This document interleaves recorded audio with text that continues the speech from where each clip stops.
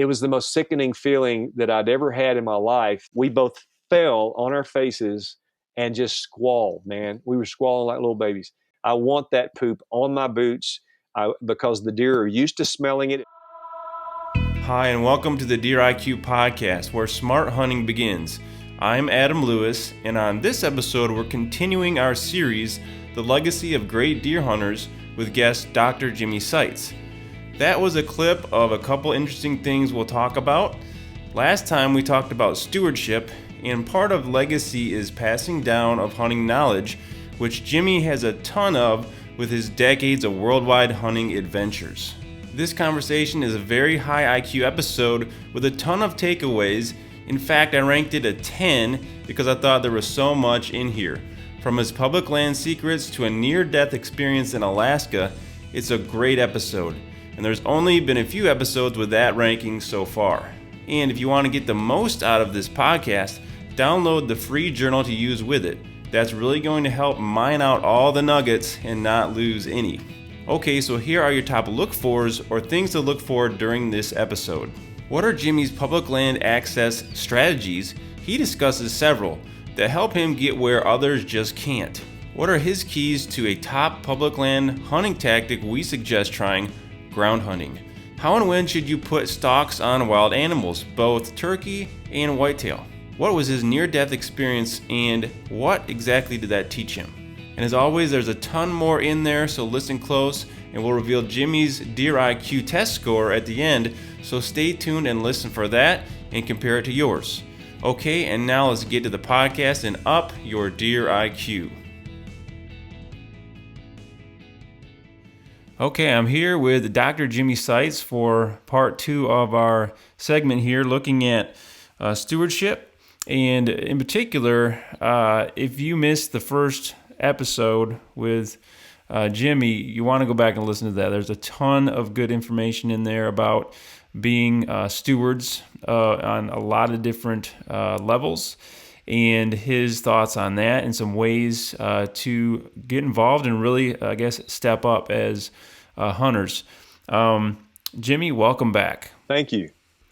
So I want to get into some specifics with deer hunting here, and if you want to know the full story with Jimmy, again, episode 1, he talks a lot about how he got into this. He has a very popular TV show. He's hunted all over the world for all different species of animals, but he's also a very passionate deer hunter, obviously.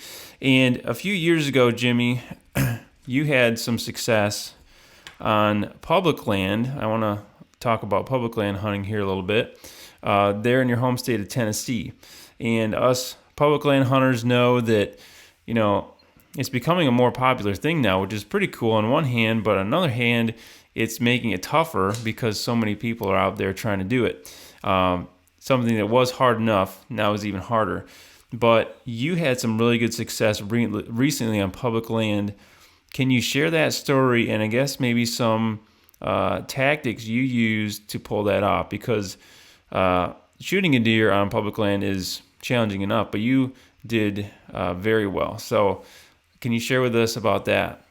Absolutely. I'll start with an elk hunt. I kept putting in for an elk tag in the Route National Forest, which is north of Steamboat Springs, Colorado. It's 1.5 million acres. And I wasn't getting it, so I put in for a bow tag, and I was told that I would have a better chance. And I drew a bow tag for a elk bull. So I called a friend of mine with whom I had rifle hunted and with his outfitting service, and I said, "Hey, I drew this particular tag, and I know that you have some of your hunting properties, join the Route National Forest on the back side. Would you allow me access to come through your land to get in there on the back side?" Now, my concept was I had already looked at the maps and all the roads and everything through the route, and someone was going to have to walk in 4 miles to hunt that particular area that I could literally cross a fence and hunt if my buddy allowed me access. And he did. So that's one of the tactics that I would recommend to people is that if you are going to hunt public land, see if you can find an access point that's not your normal access point, if allowed, and go in on the very back side where it would be the farthest walk or bike ride for somebody or however they get in there. And it may be that you'll be working animals there that haven't been pressured as much, or maybe that's where the animals come to when they get pressured. For that particular elk hunt, on day one, that afternoon, I shot a 5x6 bull with my bow, and it's only a 4% chance that's going to happen. So I think that tactic, that little move, paid off. You can do Wow. the same things with whitetails in the state that you live in. For me personally, my first real true success story was a 160. I think he scored 165, and it was a buck here in Tennessee. I got with my bow. It's the only 10-year-old buck I'd ever harvested or even seen. But they scored him out, Wow. and they aged him. And as a matter of fact, he had a whisker so long that it was like 12 inches long coming off his chin. And I didn't even know the deer was there. I had cameras in there, and I checked my cameras after I killed him and grabbed the card and took it out. And he had been on my camera 2 nights before I killed him. And the only way I killed him is I rattled him and grunted him in, and I was literally laying on the ground in a honeysuckle thicket, and just raised up and shot when he came out. And so it was quite a crazy thing. I knew that there were good deer in the area, but I didn't have a clue that there was a massive Poven young deer in there like that. So that really whetted my appetite, got me going to think, okay, where else can I kill a big deer on public land? And like you say, Adam, there are so many people now that are going to it, and they're saddle hunting and all that kind of stuff. Um, I tried to figure out how can I access areas where people are not going. Well, I have a friend named Charlie Falk, and Charlie had killed a 190 buck right here in Tennessee by using a boat, and he got it with a muzzleloader. And so he came up to me. I was doing a seminar on whitetail hunting at Bass Pro Shops in Nashville, and he walked up and introduced himself, told me about his deer, showed me a picture, and I said, "Hey, I am all ears. I want to learn from you. Teach me how to do this." And see, that's the thing. You got to always be willing not just to be the teacher, but to be the student, because you may know a whole lot about one thing and absolutely nothing Yeah. about something else. And you're not going to become a great hunter unless you're willing to learn and continue to learn. And by the time you think you got it figured out, you realize, man, I don't know squat, because there's something else that you still need to learn. Right. And so stay humble in the whole process and keep learning.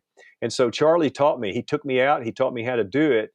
And we had some really good successes. We filmed several kills on camera and got some nice deer. Well, I got a boat from Bass Pro Shops. They were sponsoring me at the time, and they gave me a tracker boat. And so I began to use this. And naturally, it's very important that I went to Charlie first and said, "Hey, I'm going to start doing this. And I don't want to step on any of your tracks. I don't want to mess up any of your spots. So, first of all, I'm never going to go to any of the places that you've shown me." And he said, "Well, I appreciate you coming and telling me that." And I said, "Now, do I have your blessing for me to go out and try this on my own now?" And he goes, "Oh, absolutely. Go, who am I to tell you you can't do this?" And there were 2 or 3 other guys that I know of in the area that were doing it too. So I began to look at topographical maps and all that. And what we're doing is we're finding lakes that are Corps of Engineer lakes. And the Corps of Engineer is federal. So if that lake is sitting in the city limits of some place and they don't let you hunt in the city limits there, you can still hunt on the Corps land in those city limits. And most people don't know that because federal law supersedes state law. And Mm. so, and again, you're going to want to check with your laws to make sure that all of this is accurate where you live. So there's my statement that keeps me from getting sued. Check your laws. But you go out in your boat and Right. you find the Corps land, and that Corps land may be a sliver. It may be 20 yards by 50 yards. And what Corps land is the level of the lake water up to the level of the dam. That's the Corps land. So typically on these lakes we're Mm. hunting, if someone lives along there on the shoreline, they can't clear the woods or the brush, anything over 1 inch in diameter. They can't clear it between the Corps land and the water level, nor do they own that land. And so we may be in the city limits and we may find a cove Mm. that's kind of flat back up in there. And maybe there's 60 yards of Corps land that we can get out and get on, and we're hunting it. Now, the key is you've got to be at least 100 yards from any dwelling. You cannot hunt within 100 yards of human dwellings. And so we'll find these pieces of land and we'll ease out, set up a little pop-up blind or climb a tree or just hunt from the ground blind. Now I use Nukem blinds a lot. You just pop them up in 8 seconds. I get right behind them. But I'll go and find peninsulas and coves, and sometimes you can find a big long area. Sometimes you make a 20-mile run up the river that feeds that lake, and you can find tons of core land up there that it takes a lot of people time to get to. Sometimes you can find a friend who has Right. core land in their backyard, and you don't have to put your boat in. You ask permission and walk straight onto the core land from their yard. So, but what you have to be careful of is they're normally in a neighborhood and they have neighbors watching. And boy, you can tick people off real quick, and you come dragging a doe out of a place like that into a backyard by a swing set. Also, you shoot something and it runs off that core land, you may not go get it unless you have Right. permission of the landowner. What if it dies in some kid's sandbox? So you got to be careful because you don't want to tick Right. people off. So we try to keep this real private, kind of ease in. I carry a tarp with me, and if I kill a big old buck or any deer for that matter, I'll cover it with a tarp before I bring it back across the lake to my trailer at the launching ramp. And for two reasons. I don't want to offend people. And number two, I don't want to give away my spots and what I'm doing. So, Right. yeah, so I have a friend, Dr. Mark Dance, that he found a big old buck on core land. I had taught him how to hunt core land, and I'd shown him a spot, and he was doing a walk-in, and he found this big buck, and he drew on it, and he didn't shoot it. He had just killed a big buck 2 weeks earlier at a different place, and he thought, Jimmy's having a rough season. He hadn't killed a deer yet, and I'm going to hold off. And he called me and said, I got this big deer. Let's go get him. So we went out after him the next day. We saw him but didn't get him. We went back the next morning. It was 14 degrees, and I got him. And he scored 146. We call him the friendship buck. That's a heck of a buck anywhere, but especially on public land where Yeah. everybody's hunting that deer. And naturally there are Right. tactics that we use to get that deer too. So Yeah, those are, well, the secret's out now, but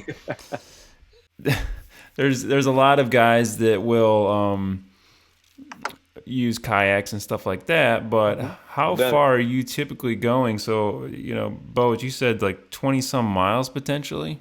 Not always, because then you have to run in the dark, and that's not a very safe thing to do on a river lake with logs floating down it. Especially one that's dangerous, like the Yeah. one I hunt mostly.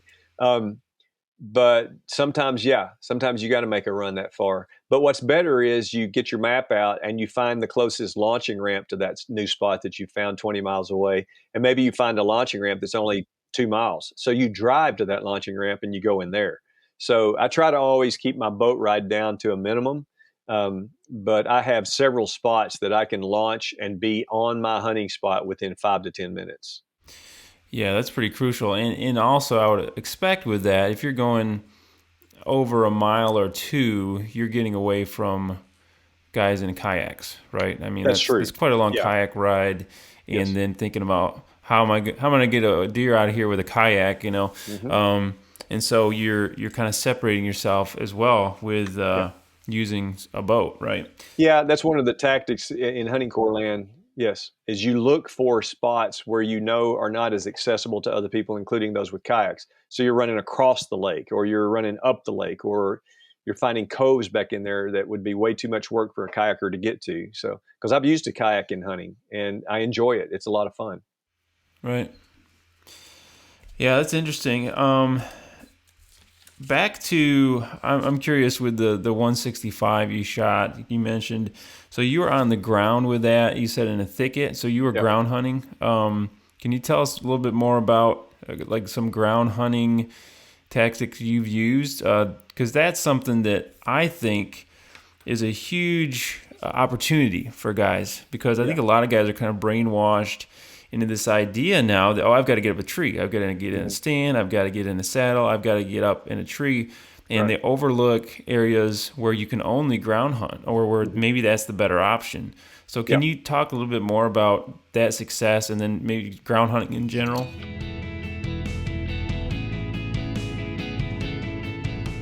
Okay, so here is your high IQ moment. If you hunt public land or are thinking about getting into it, do you know the biggest reason hunters get frustrated and wind up quitting? No, it's not other hunters or there being no deer. From my experience hunting a lot of public land, it's actually unrealistic expectations.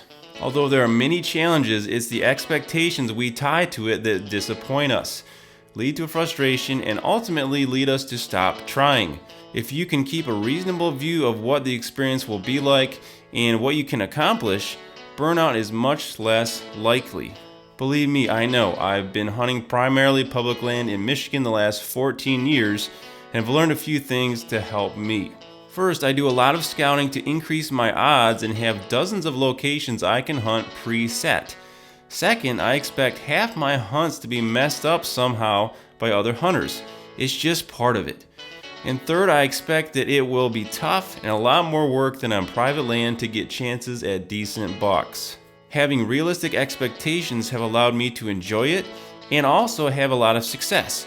I shot a Pope and Young buck on public land in Michigan last year and another in Missouri. It is possible, but keep expectations real and you can enjoy it too. Something to think about, and also something that will really help you, is our free public land hunting guide, where we will look at 8 new approaches to pressured public lands compiled from interviews with our top guests. Check it out below in the link. And do you know your deer IQ? Do you think you're deer smart?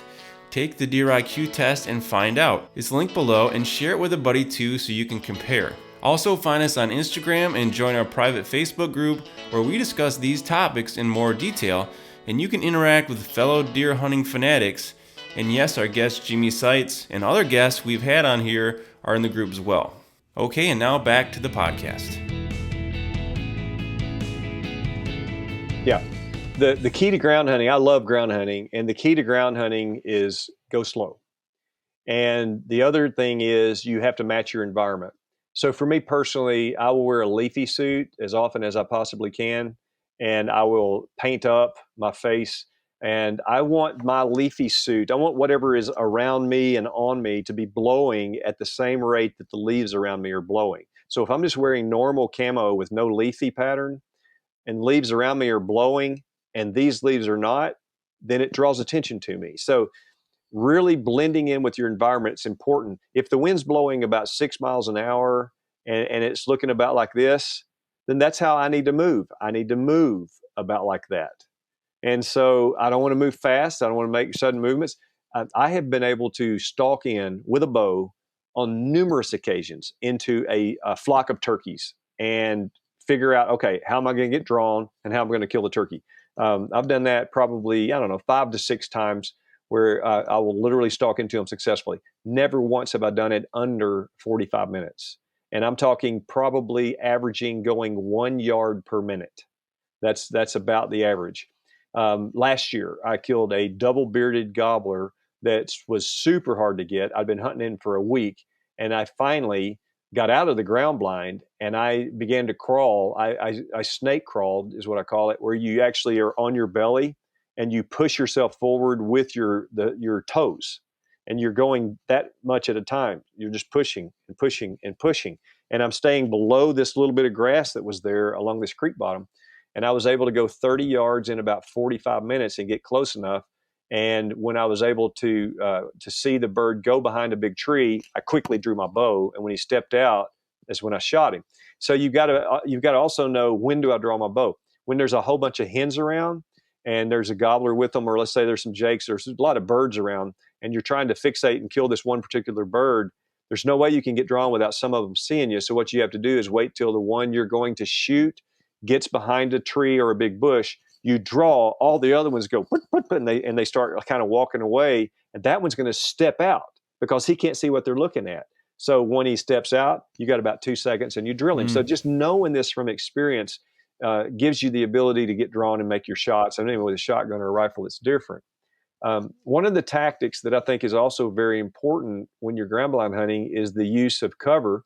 And so for me, if I'm going to go after a deer, and let's say I'm bow hunting, and I'm going to be using my rattle horns, which are small, that I carry in a backpack, and also I'm going to be, making calls. So it's probably going to be a young buck grunt call so I can make that. I don't want to scare him with big, huge rattle horns and a big, deep grunt call, because you're never sitting in the woods and hear this. "Bah!" Right. It's always a, "Bah." and that's from a big buck. You're right. Yeah. And way too many guys blow a grunt call way too loud. So you got to have the right tactics, but at the same time, you don't want to get shot. And so I'm going to carry my antlers inside my backpack, because I'm all camoed up. Last thing I want is somebody to see antlers moving through the woods and you get your head blown off. So be careful about that. But you utilize your cover. And when I killed that 165, what I did is I knew that there were some deer in the area that had a scrape annually at a certain spot. It's a perennial scrape. They're going to use it year round. The whole herd uses it. And sometimes there's a double scrape there, and it's kind of on the corner. And it was a bush hog trail in this really big sanctuary grown up area right on the edge of a hollow that dropped off that was gnarly. And I'd seen some big bucks in there before. And so I was working my way back in there super, super carefully. Took me 30 minutes to go maybe 100 yards. And I'm just watching. I'm occasionally giving it a little grunt. And I'm watching. I'm always making sure the wind's to my front. And when I came around the curve, I saw that scrape. It was about 40 yards away. And so I looked around, and there was a big honeysuckle thicket that was just to the right of the trail that would give me a shot at that scrape if I got down in that honeysuckle thicket. So I literally got in there and just ripped it out. Well, when I did, I was grunting as if I'm a deer making this noise. So I'm ripping this stuff out, and I made myself like a little ground blind, so to speak, out of that honeysuckle. And I pulled a hole about the size of a basketball.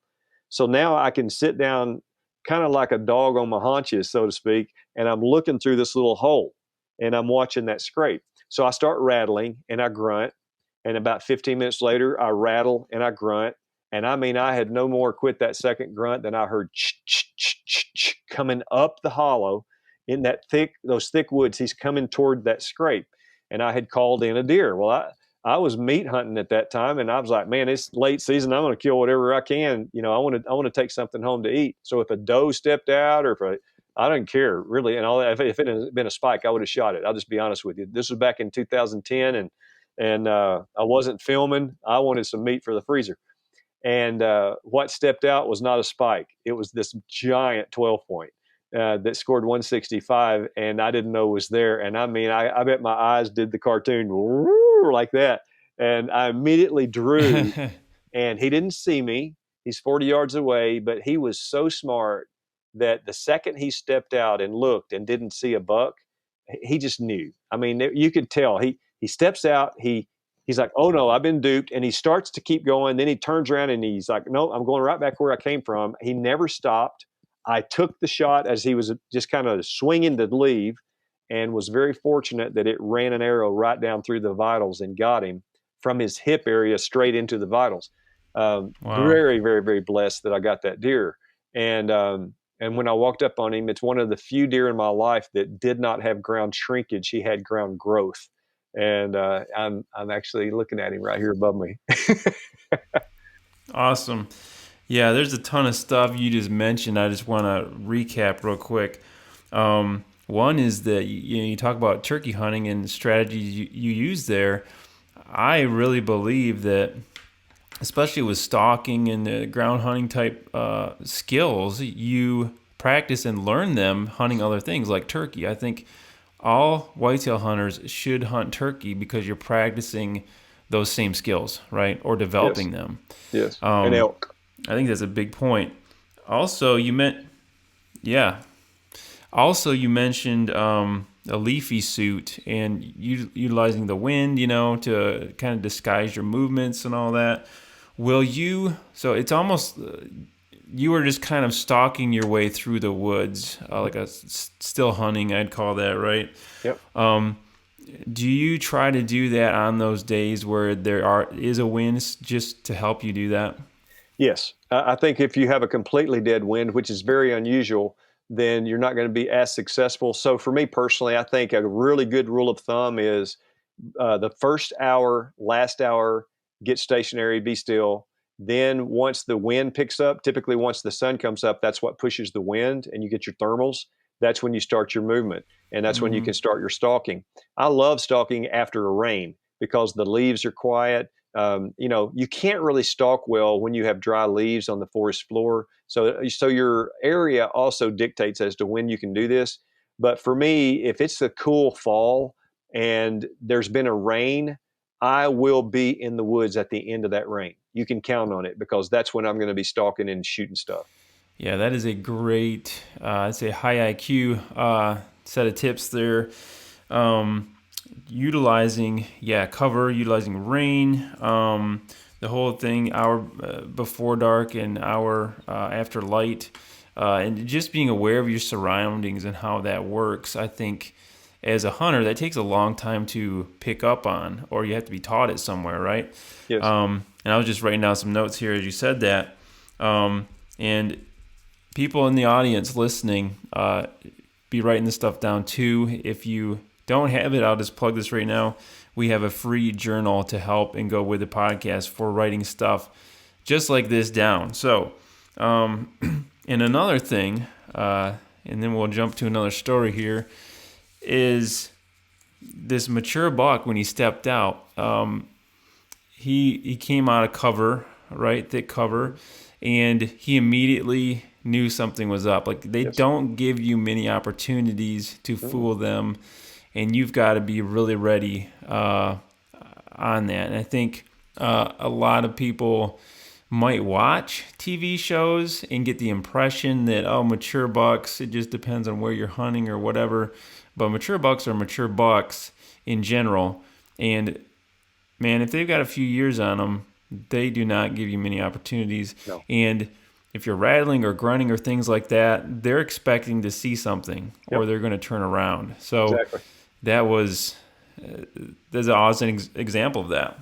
Yeah, and also I would encourage people to utilize the scent cover that is in your area, and you don't have to go to the store and buy scent cover. For me personally, I love cedar boughs because you can take and just pull off some green cedar leaves. The boughs is what I call them.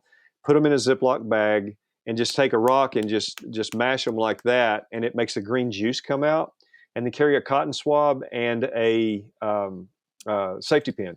And you sure better use rubber gloves. You don't want to touch the juice off those green cedar boughs or it will stain you and it's sticky. But if you put that cotton swab down in there and just do the bag on it like that, take a rubber glove, put it on, and then you put that on your boot, you will not be detested by a deer. I'm telling you, it is strong. It is one of the best cover scents you'll ever find. If it's in October and you're in an area that has persimmon trees, you can't beat doing the same thing with persimmons. You just take them and you just mash them really good, and you put it on some little cloth or some cotton swabs, and you put those on your boot, or you step all over them and rub them all over your boots. It messes your boots up. But persimmon gives you a great cover scent that sticks. All right. And then there's other things that you can do as well. But those are two right there that make a huge difference. For me personally, if I'm in an area where there's cattle, I literally will look for fresh cattle poop and I will step in it. I want that poop on my boots because the deer are used to smelling it. It's all over the pasture. When the cow poops, they can smell it a quarter mile away. I want to smell like a cow that's pooped. I don't want to smell like a human being. So it's just little things like that. I've literally rolled in it before. I know that sounds really gross, but I have. But there's little things like that that make the difference. These little I was just going to ask tactics, that. they make the difference sometimes in whether you get detected or not. So, movements are important. What you're wearing is important. How you're covering your scent, all of that. There, it's just a whole bunch of little boxes, and you got to check every single one of them if you're going to be successful a lot. Yeah, the deer don't forgive, right? Just one little thing is all it's going to take. So, detail is super important. Yep. Jimmy, I want to ask you about another story, and we got about 10 minutes left here, I think. But I just thought this was a very interesting story. So it might not be related to deer hunting, but that's fine. I asked the question about a fail or a failure you've had, and I thought about this one. I'd personally like to hear more about this, where you were involved in a plane crash. What happened there? And I guess what did you learn from that event? Because that's kind of a crazy story, I'm guessing. Yeah, it was crazy. We were in Alaska, in wilderness Alaska, and we were at a camp on the Holitna River, which is about as interior wilderness Alaska as you can get. And it was me and 6 of my buddies. And we were filming a show, which we had just finished float fishing for 5 days on the river, catching tons of big fish. It was so much fun. Did a little bear hunting and all that. Well, we got back to the main cabin lodge and had a great night that night. And the next morning, we were supposed to fly out on a dirt strip. And it was one of these larger Cessnas, a 206, I believe, with a belly pod.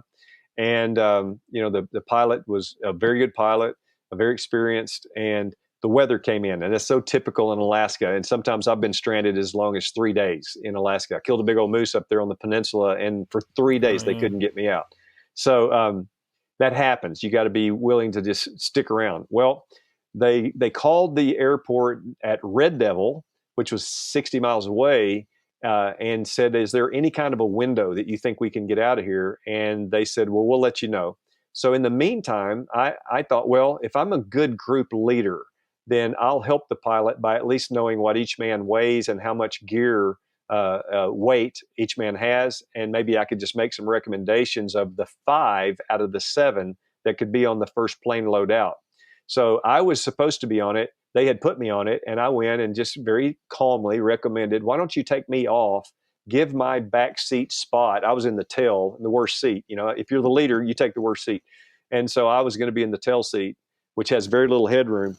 And I thought, well, I'm going to give it to my buddy Wes, who is the chief of police at Estes Park, Colorado. He needs to get back to work. So if my plane load doesn't get out and I'm stranded here for 2 or 3 more days, at least those guys got out. So the guys that owned the really big companies and really needed to get back to work, I put them on the plane. Now, I took a dad off because his son that was 21 was on the plane, and I don't like dads and sons to fly together just in case the plane goes down. I want to keep that family seed line alive. You know what I mean? And so I asked the dad to give his seat up. So me and the dad were sitting on the front porch of a cabin when the plane took off about 100 yards to our right. And I've taken off from that strip, a dozen, more than a dozen, probably 30 times. And it took off, and we couldn't see it anymore, and you could hear it. And I knew in my mind about where it was at. And it's probably about 50 feet up by this point. And we're just kind of talking when all of a sudden we heard, pow! It was the most horrific, terrible sound. Some of my best friends in life were on that plane, and we heard it crash. And I remember looking at the outfitter. I remember looking at the dad who thought his son just got killed. And here I am, thinking my best friends just died. And we start running.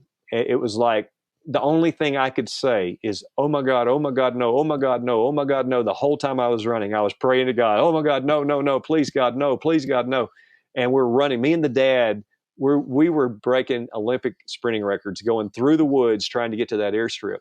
And when we came out and we looked down about 200 yards, we saw that plane completely turned around, accordioned over in the aspens on the left side of the runway, and it did not look good at all. You've probably seen a picture of it. And immediately we're trying to run. Well, about that time, one of my friends, Tom Spigner, steps out from the wreckage of the plane and says, we're all okay. We're all okay. And I could not take one more step. Me and the dad both, literally, it was raining. We both fell on our faces on that muddy airstrip and just squalled, man. We were squalling like little babies. And it was the most sickening feeling that I'd ever had in my life, thinking that, I was literally thinking, how am I going to call the moms and the kids and tell them, and the companies, and tell them Tom's not coming home. It's just, I can't even put it into words. For those guys that were in the plane, Wes, who was in the back, it accordioned around him and he was fine. But Wes is about 5 inches shorter than me, and it would have taken off the top of my head. And for Tom Spigner, who was there, the wheel pant came up through the bottom of the plane, and here's his legs, and the wheel pant comes right up between his legs and sticks up just like that. And nobody was hurt. There was just a few scratches. So it was a miracle, absolute miracle, no doubt about it. And they got off the plane going, woo! I mean, they survived a plane crash.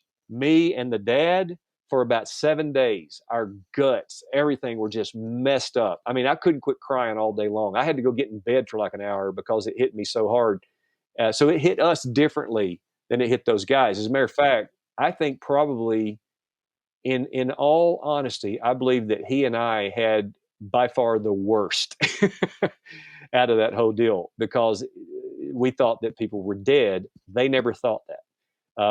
They were ecstatic. Hey, we lived, and they got a great story to tell. Yeah. It was a terrible story for me. And so, anyway, that was the plane crash in the episode we call the Magnificent Seven. I'm so thankful and grateful to God that He allowed my buddies to live through all that and the pilot. And it is a story to tell, and I have told it at wild game dinners. And someday I'll probably write about it because there were some other things that happened around camp that day that were definitely God blessings. And one guy almost drowned, and I think that was another situation where it didn't happen because God rescued him. And then that father and that son I was telling you about, well, they were saved at our camp. They gave their lives to the Lord the night before that plane crash. So I think maybe it was an attack. I think maybe there was a spiritual attack that was happening against us, and God overcame. So there's a huge end to that story that's really amazing to me. Wow, that is quite a story, and very glad that everybody was okay with. And do you get back on airplanes? You're still doing the bush plane flights? Yeah, absolutely. Yeah. Wow. Well, awesome, Jimmy. Again, a lot of great stuff in there. I can't believe we're already done with this episode here. But I forgot one thing, and that was we talked about the Deer IQ test. Yeah. So this is something everybody can take on the website, and it's a fun thing. It's 10 questions long, but I try to get every guest to take it so people can compare the scores to our experts, right? So Jimmy, I graded your IQ test, and you got an 8 out of 10, wow, which is pretty good. It's pretty good. That? Those are tough questions. So yeah. You missed numbers 3 and 6 if you want to look back at those. But yeah, thanks for being a good sport there, Jimmy. And thanks again for coming on. It was great talking with you. People are going to get a lot of tidbits out of this in a lot of different ways. So thanks so much again, Jimmy. Okay, and now for your high IQ takeaways and challenges. What are you doing to create or enhance your legacy? That could be in hunting or other areas too. That's a deep one, but it's really important. What are you doing to up your game as a public land hunter to increase your success and decrease frustration? Again, check out our free public land guide to help with that. And next time we'll be continuing our legacy series with Kip Adams of the National Deer Association, looking at what it takes to truly have a healthy deer herd, both on the individual level and at a state regulation level too. We're wading into some deeper waters here, folks, but it's things we really need to discuss. You won't want to miss it, and I'll see you then.